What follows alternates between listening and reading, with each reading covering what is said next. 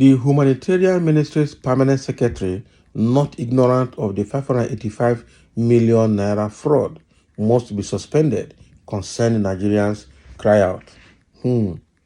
This is a serious one, I tell you. Okay, so just like everybody has been saying, that there's no amount of money that goes in and out of that ministry that the permanent secretary does not know about. Now that he's there as acting minister, it's not enough. Okay, that Betta is in this mess, he must know about it. So he should have been suspended. That is what people are saying. Okay. A group under the auspices of concerned Nigerians has called for the immediate suspension of the permanent secretary of the Ministry of Humanitarian Affairs and Poverty Alleviation, Abel Olumiyiwa Enitan, over the alleged fraudulent activities committed under his watch. Abel Olumiyiwa Enitan. So, reacting on Friday in Abuja to the suspension of Betta, the group's convener, Deji Adeyanju, insisted that the permanent secretary to Edu was also involved in the scandal and couldn't be put in charge of the ministry. Exactly.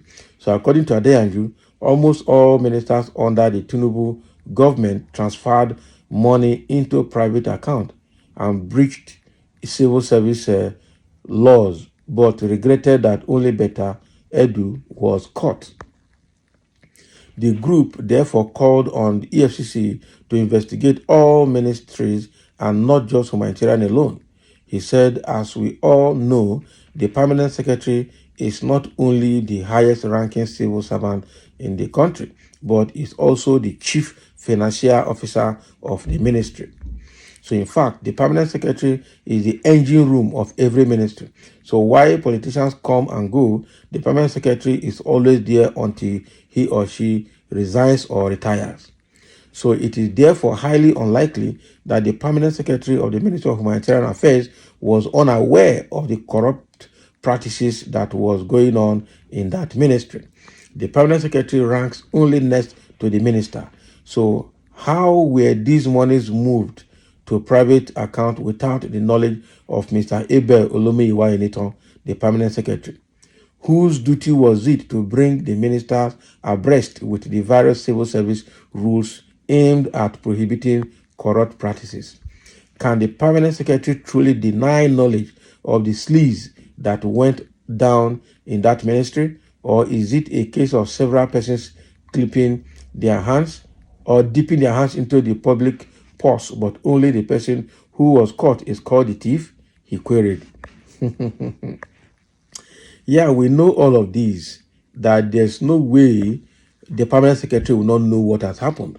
So putting Mr. Abel Olumiyiwa Enitan as the acting minister is not working, because first of all, if there's any document they need with respect to this investigation, Abel Enitan will want to clean up the record before submitting to EFCC to free himself. And apart from that, even the so-called Betta Edu can go back and maybe by proxy and discuss with Abel Enitan to make sure that records are put straight during the investigation, so that anything indicting will not be seen. So keeping them, Abel Enitan can compromise that investigation very well, because he is the pillar and post of that ministry. The minister will work for maximum 4 years and leaves. Okay?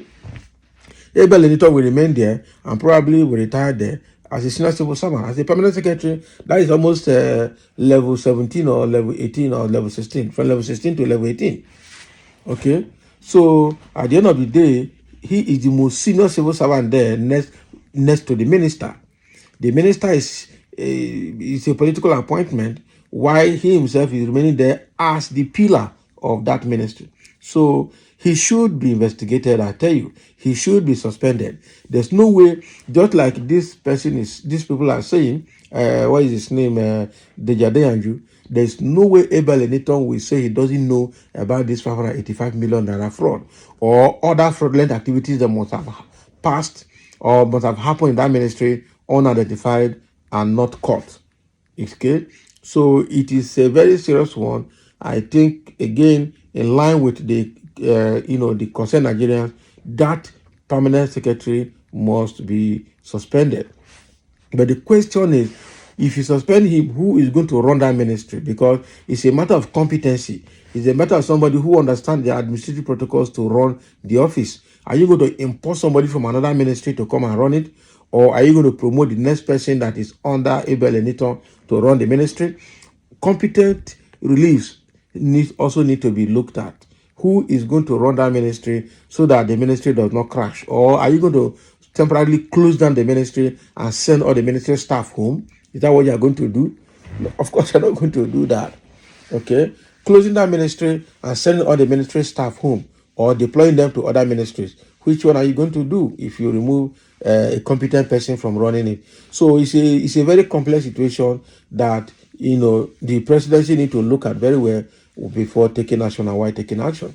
Yeah, the public will look at it from the outside view and then profile their recommendation, but it is now left for the government to also review all recommendations, review the pros and the cons, review the risk associated, and then take their action appropriately with a system in place to manage the outcome. Okay, so this is exactly what the Jadeyanju, who is convening this concerned Nigerians group, is saying, that permanent secretary must be suspended effective immediately because there's no way he can deny knowledge of these fraudulent activities. And to a large extent, that makes a bit of sense. As I always say, a gaping anomaly. He ought to be suspended first, being chief accounting officer of the ministry. Not just chief accountant. This is not the chief accountant. This is the permanent secretary. There's a chief accountant whose account was used to move the money. Okay, that is Mojishola Medin, and that Oniyelu Medin Mojishola.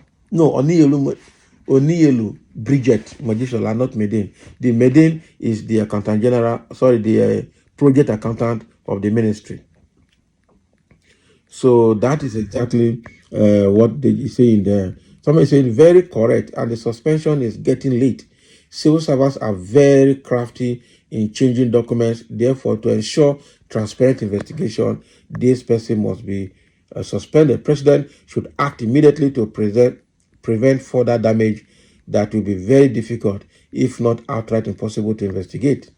Some say you are very correct, sir. The permanent secretary cannot be absolved from the crime of the minister. He should also be investigated. That is it. That is it. And somebody saying a good move by the group. All the ministries must be scrutinized right from Buhari's administration, especially towards the last quarter of 2023. Check a ministry which got 10 billion naira to supply relief materials to Niger Delta states affected by erosion. Look into what was supplied and what happened to all the vehicles, okay, and speedboats, apart from the prices of all the goods supplied. Ministries are corrupt and must be checked as suggested. That is very good.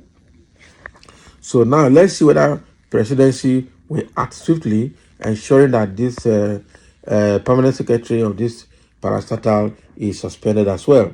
Abel Olumiwa Eniton is now being seen as a suspect in this case and should also be suspended and investigated before he will destroy records or alter records that will negatively impact the investigation.